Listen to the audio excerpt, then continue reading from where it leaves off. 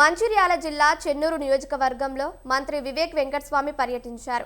నియోజకవర్గంలోని జైపూర్, కోటపల్లి మండలాల్లోని సుమారు 145 మంది మహిళా లబ్ధిదారులకు కళ్యాణ లక్ష్మి, షాదీ ముబారక్ చెక్లను పంపిణీ చేశారు.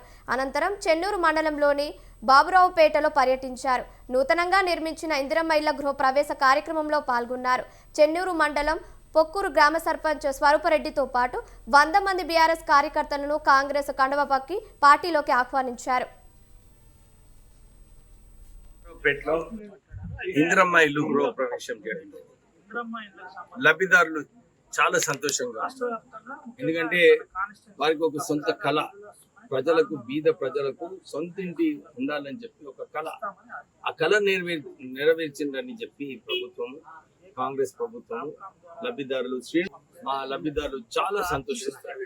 వాళ్ళు అదే అన్నారు, మాకు పేమెంట్ కూడా ఎక్కడ కూడా ఇబ్బంది లేకుండే ఎవరైతే నిజంగా అర్హతలు ఉన్నారో వాళ్ళందరికీ ఇందిరమ్మ ఇల్లు లభించడం జరిగింది.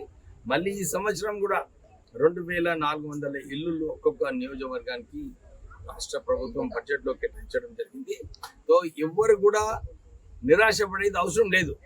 మనము అందరికీ ఇందిరమ్మ ఇల్లు ఇచ్చి కట్టిస్తాము.